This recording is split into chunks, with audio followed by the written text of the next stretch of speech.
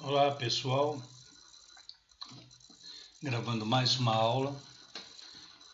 Espero que todos estejam bem, que todos estejam aptos a assimilar o que a gente pretende apresentar. Essa aula do dia 12 nós vamos abordar os tópicos, encaminharei o roteiro para vocês, né? E aula anterior nós abordamos tópicos envolvendo herança humana, né, e a migração. Essa migração envolvia intercâmbio cultural. Depois nós tivemos o processo oncológico, ou seja, que é a recapitulação do homem, né, na evolução ao longo da sua jornada existencial. Falamos da capacidade e aquisição de habilidades motoras e intelectuais, parte motora é a parte física, intelectual, como a gente já diz, é a questão da capacidade cognitiva de organização de ideias. A importância do processo perceptivo também, sem ele, sem os sentidos, né? A percepção dos sentidos, nós não conseguiríamos desenvolver tanto a habilidade motora quanto a intelectual, principalmente a intelectual.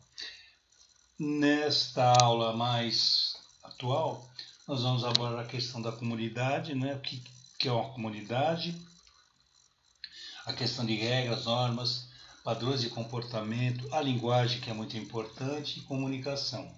Vamos abordar também a evolução do homem em relação ao meio ambiente e a integração com o sistema ecológico. Né?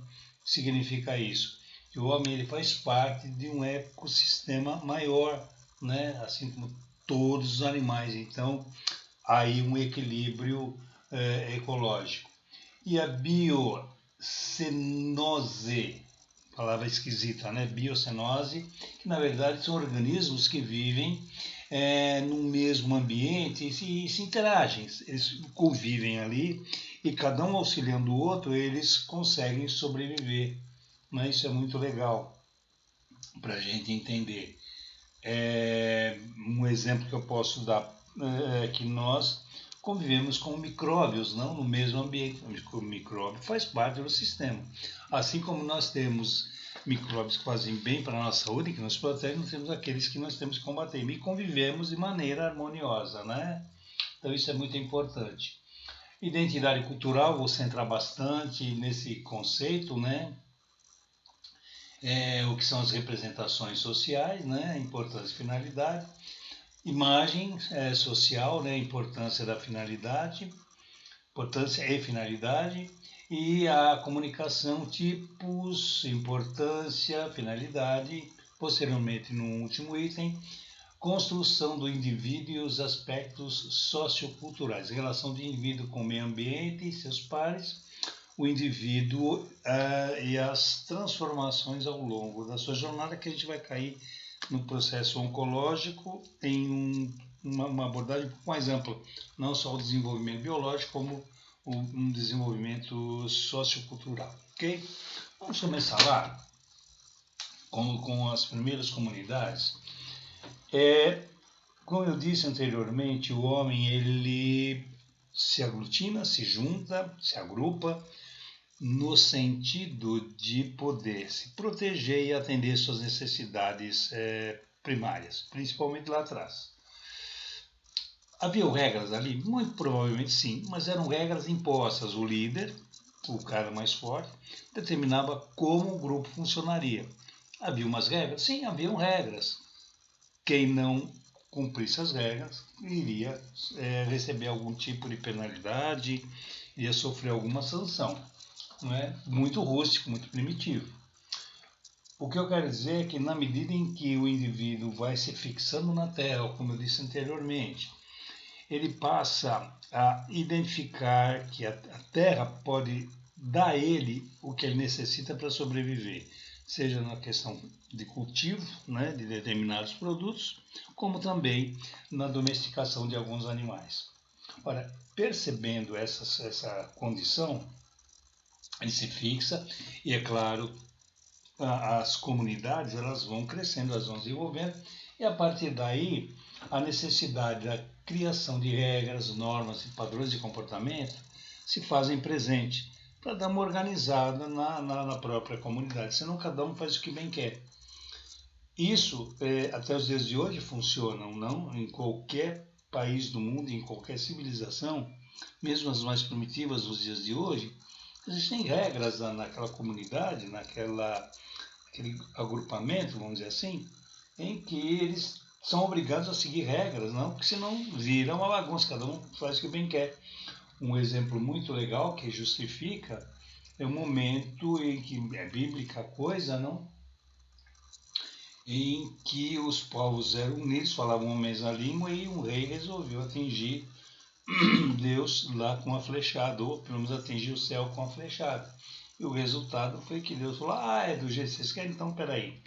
E desenvolveu lá um troço chamado, todo mundo vai falar uma língua diferente. E naquele momento, chamada Torre de Babel, ninguém mais conseguia se comunicar com ninguém, né, por conta da mudança da linguagem. De repente, o que nós temos aí? As comunidades elas precisam de ter regras para as coisas se organizarem, não se desorganizarem. Né? Então, vem a punição, aí a coisa já não é mais, muitas vezes, do próprio indivíduo, só ele resolve. Não estou falando das autoridades, das ditaduras, do autoritarismo, não, que é de cima para baixo. Estou falando de uma comunidade onde os pares estão unidos e ali eles podem definir algumas situações. Eu digo isso em termos de comunidade, dos pares decidindo. Portanto, quando a gente aborda essa questão de regras e normas, elas iniciam, porém elas vão se modificando e ao longo que vão acontecendo essas mudanças, o próprio homem vai se modificando. Eu costumo usar o seguinte termo, o homem transforma e é transformador. Né? Uma dialética interessante. Se nós observarmos as regras de 2.000, 3.000 anos atrás, não se aplicam hoje em função de uma série de mudanças sociais. Vamos pegar exemplo do Brasil, que não está muito longe, e olha, somos um país bem atrasado em termos de normas e padrões de comportamento, né? Por mais que pense no século XXI, temos ainda indivíduos que estão presos a regras, valores e leis. Nós temos leis, segundo pude ouvir falar, algumas leis que estão no Código Civil de 1910 que estão em vigor, ou seja, a coisa já nem mais tem a sua validade, mas está lá. E um gaiato desses que tem por aí pode de repente fazer uso de determinadas leis lá de 1910 que estão em vigor e colocar hoje.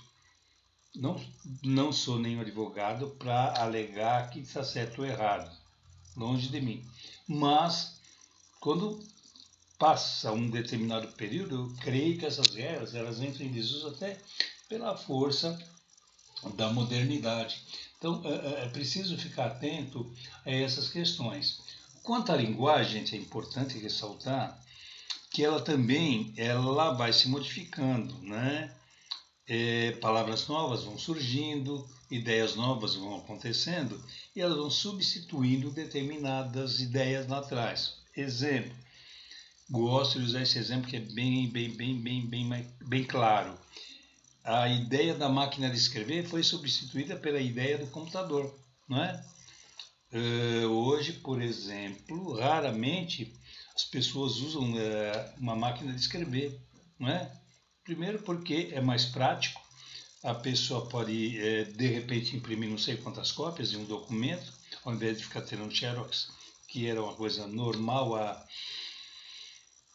50 anos atrás, né, tudo era via xerox. Então, nós tivemos aquelas lojinhas de fazer xerox, tinha até fila para fazer xerox de documento.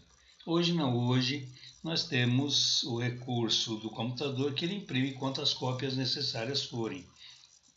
Então, a linguagem ela é fundamental porque ela propicia que o indivíduo também mude as suas ideias, também mude seu comportamento em função das novas circunstâncias, das novas modalidades que a gente tem por aí. E a reboque, claro, quando eu falo de linguagem, Eu falo da comunicação, que também ela é modificada na medida que o indivíduo, dentro da sua comunidade, dentro da sua sociedade, ele acaba por sofrendo mudanças, né? Então, a forma de se comunicar é diferente. Basta ver os recursos que são usados na comunicação, né? Lembrando, só para dar uma ilustrada também, em época de eleição, por exemplo, eu garoto, a gente colecionava os santinhos, né? Que os caras jogavam na rua, era um escândalo. Os carros passavam, jogavam pacotes de santinhos e a gente colecionava, a gente fazia brincadeiras, era papel, enfim, era muito divertido. A comunicação hoje não é com esse papelzinho, não, apesar de ter alguns aí. Mas hoje a comunicação ela acontece num computador, numa televisão, que é bem diferente. Nós temos o marketing, que é uma forma de comunicação, nós temos os recursos, que também são uma forma de comunicação, né? O celular, por exemplo, é um veículo de comunicação e a linguagem ela está associada a essa comunicação. Eu tenho a linguagem escrita e eu tenho a linguagem falada, né? Hoje, antigamente, não sei se alguém se recorda, nós tínhamos as cartas faladas, a pessoa gravava e mandava uma gravaçãozinha para o destinatário. Era muito interessante, ou então uma carta. Hoje não se usa mais carta alguma. Hoje nós temos outros recursos, que é o celular, que é um e-mail, por exemplo, que eu já mando imediatamente. Então, a comunicação ela ficou mais rápida e um pouco mais eficiente. Então, isso é muito importante na medida em que as comunidades, as sociedades, elas vão se desenvolvendo e adquirindo novos conhecimentos. Novos conhecimentos significa que o indivíduo também adquire novos conhecimentos. Tá? Quanto à evolução do homem em relação ao meio ambiente, e ele faz parte esse sistema ecológico, é porque ele é um mamífero. Na ordem dos animais, o homem pertence à ordem dos mamíferos, né? Todo mundo sabe o motivo, não vou entrar em detalhes. E ele tem que se adaptar. Então, ao longo da sua jornada, eu disse lá atrás, quando ele desce das árvores e entra dentro das savanas, ali ele já começa a se adaptar, ele começa o processo de evolução para se tornar um indivíduo com inteligência especializada, ele acaba se tornando um indivíduo especializado na questão motora, mas isso por quê? Porque, na verdade, o ambiente, as condições ambientais o fez adaptar-se e, em adaptar-se nesse ecossistema, esse ecossistema lhe propiciou desenvolver todas essas habilidades, né? Sejam elas intelectuais ou motoras. E é lógico que os organismos eles vivem em comum acordo. Então, vamos lá. Eu disse agora há pouco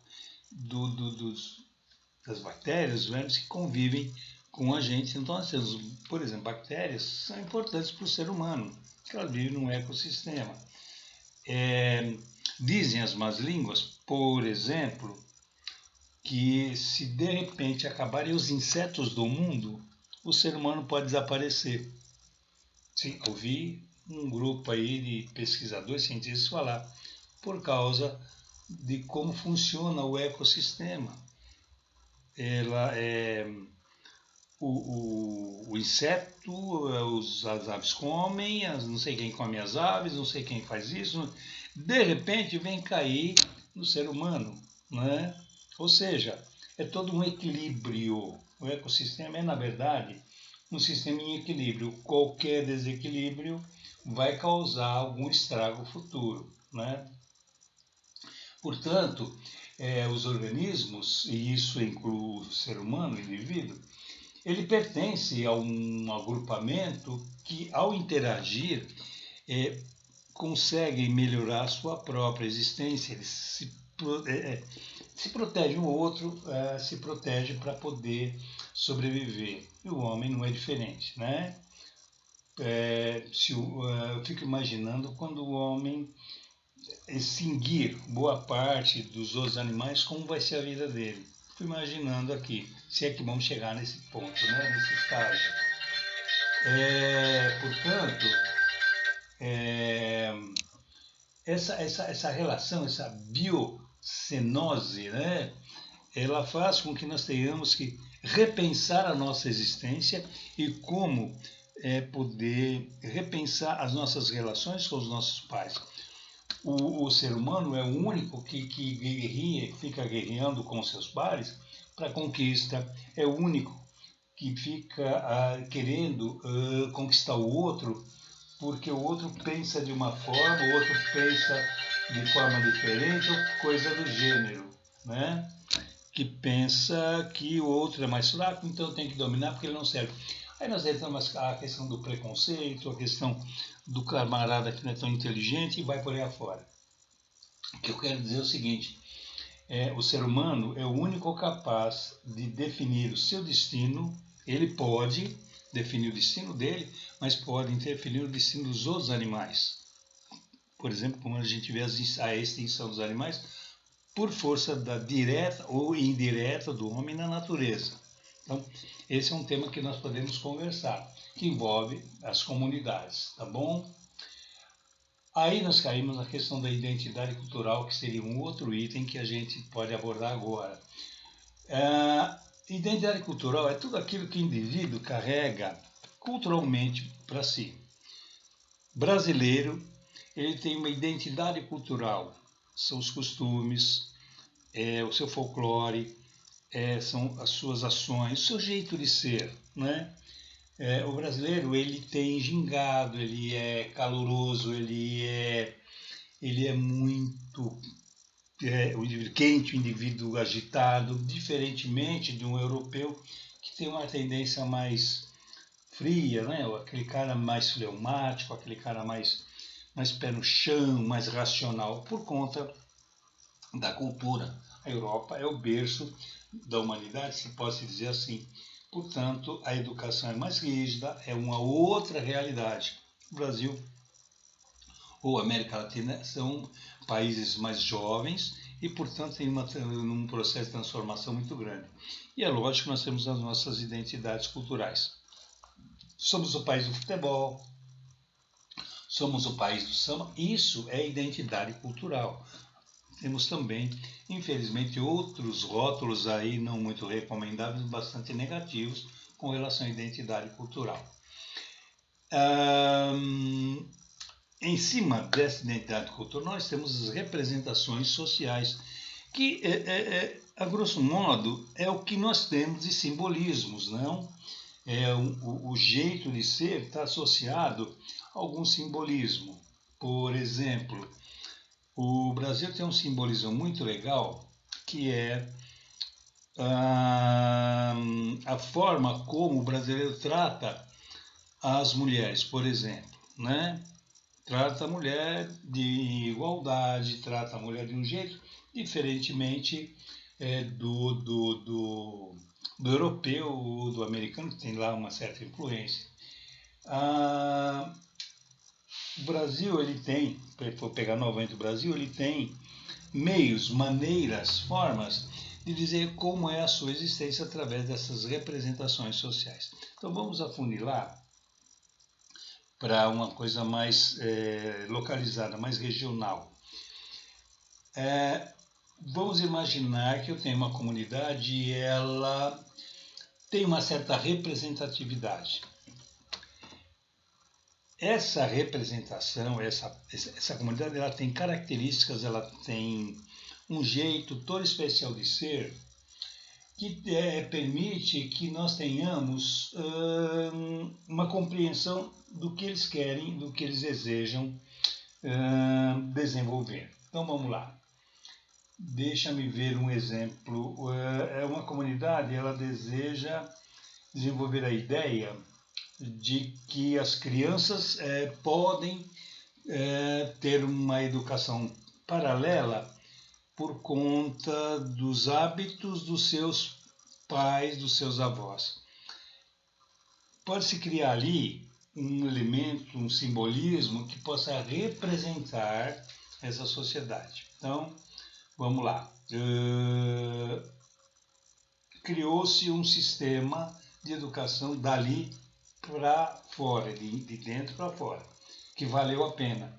Isso pode se tornar um simbolismo do Brasil, assim como nós temos as comunidades, nós temos aí comunidade religiosa, nós temos as comunidades de base, nós temos uma série de comunidades que têm suas representações em função do seu jeito, da sua maneira, das suas propostas de trazer algumas informações.